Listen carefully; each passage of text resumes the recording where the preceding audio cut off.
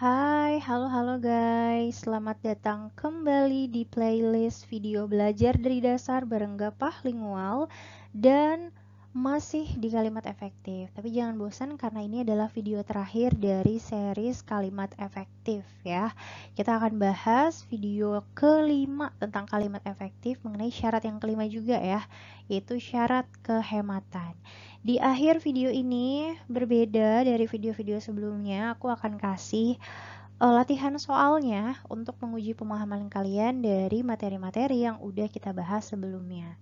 Buat kalian yang langsung nonton video ini, aku tidak sarankan untuk dilanjut. Kalian tonton dulu video-video sebelumnya, mulai dari part 1, part 2, part 3, dan part 4. Bahkan aku sarankan kalian nonton dulu tuh video basic skill tentang kelas kata sama pola kalimat karena akan relate dengan pembahasan yang ada di kalimat efektif. Tapi kalau misalnya kalian udah ready, udah siap gitu ya, boleh banget siap-siap, kita akan langsung masuk ke materinya. Oke, akhirnya kita masuk ke materi syarat kelima dari kalimat efektif, yaitu yes, kehematan. Ini adalah suatu hal yang sangat sulit ya bagi aku. Enggak dong. Ya, kehematan ya. Jadi kalimat itu tuh ini biasanya adalah syarat yang paling sering dimention orang-orang kalau ngomongin tentang kalimat efektif. Kalimat efektif itu harus hemat, nggak boleh boros dan lain-lain. Tapi selain kehematan, ingat ada syarat-syarat yang lain ya. Terus apa yang dimaksud dengan kehematan dari kalimat efektif? Nah, kehematan dalam kalimat efektif itu mensyaratkan bahwa informasi yang akan disampaikan dalam kalimat itu harus cermat, tidak boros, dan perlu kehati-hatian. Apa aja yang perlu kita perhatikan untuk make sure kalau si kalimat ini tuh efektif dari sisi kehematan? Nah, kita harus perhatikan apakah dalam kalimat itu ada kata yang bermakna jamak. Contohnya apa? Contohnya misalnya ada para gitu ya. Kemudian ada bentuk ulang ya, reduplikasi. Atau misalnya kata-kata bilangan yang menunjukkan jamak kayak numeralia bermakna jamak ya, kayak banyak, sebagian. Nah, maksudnya apa? Maksudnya jangan double gitu. Misalnya udah ada para, ada lagi bentuk ulang gitu ya. Para, ini contohnya ya. Para ibu-ibu. Nah, ini udah pasti dia nggak efektif. Paranya udah jamak, ibu-ibunya juga jamak. Lebih dari satu kan. Nah, kemudian perhatikan juga kata yang bersinonim atau yang maknanya sama gitu. Misalnya udah ada kata sebab, ditambah lagi kata karena. Kan itu sama, sebab sama karena. Contohnya ya, di sini berarti bermakna sama ya.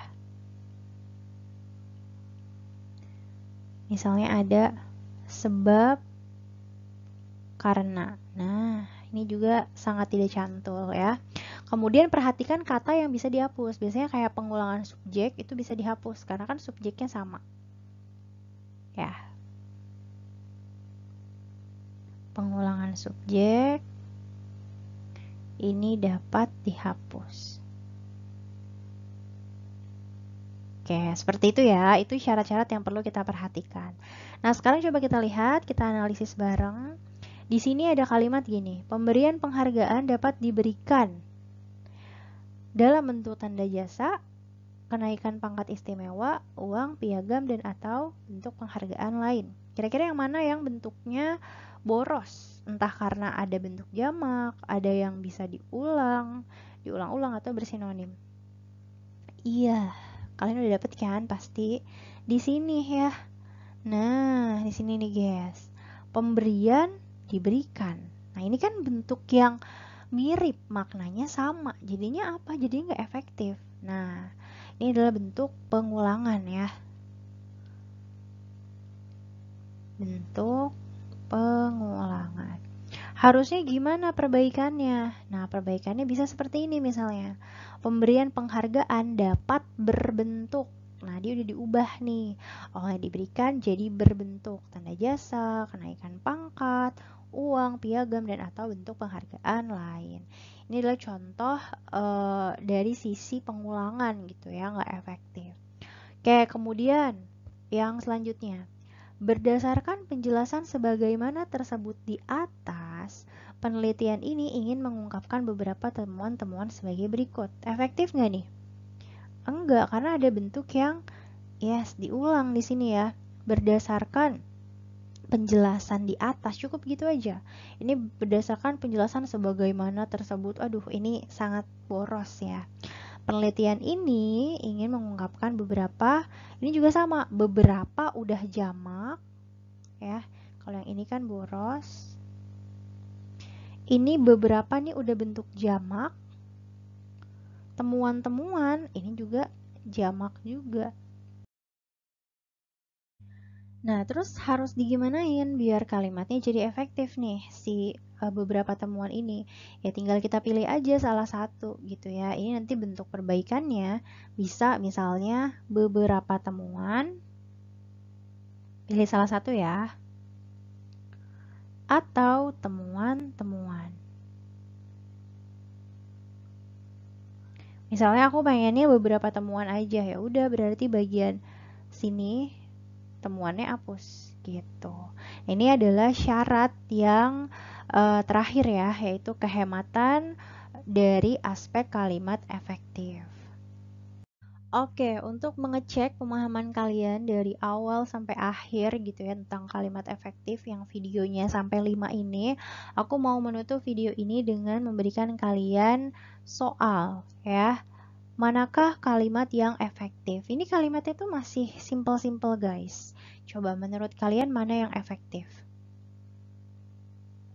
Yang A, B, C, D, atau E? Yang mana?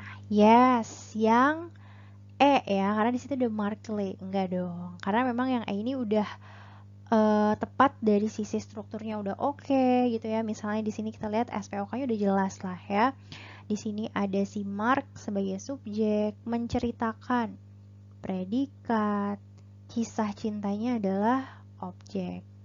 Udah aman semuanya, nggak ada masalah gitu ya.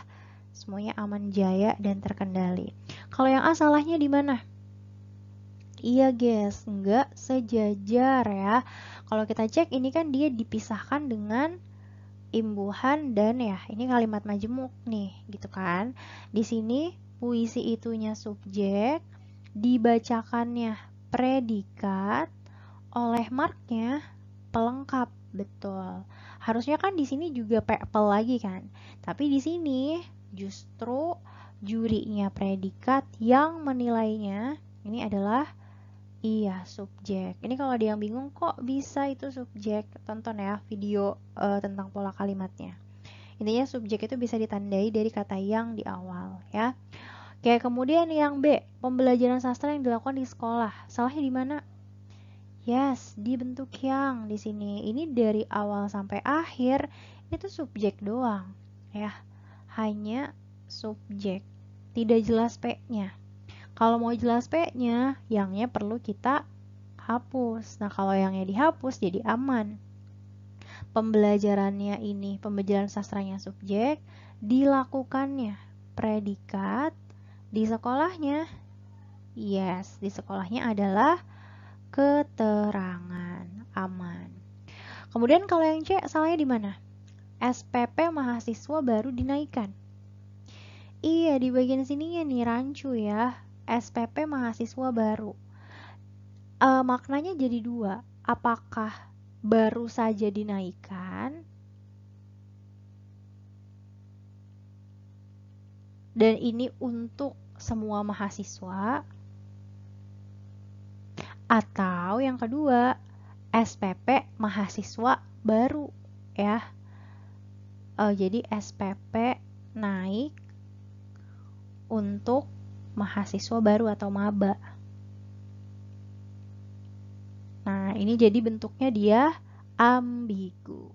Oke, yang terakhir yang mana nih salahnya? Betul, ini nih para peneliti-peneliti, bentuknya dua-duanya jamak. Harusnya gimana? Iya, perbaikannya tuh bisa antara ya para peneliti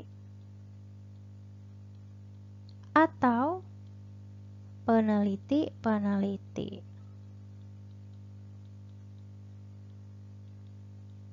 Oke, nah jadi itu dia gitu ya. Ini soal singkat aja, kalau di SNBT itu soalnya nggak begini simpelnya ya.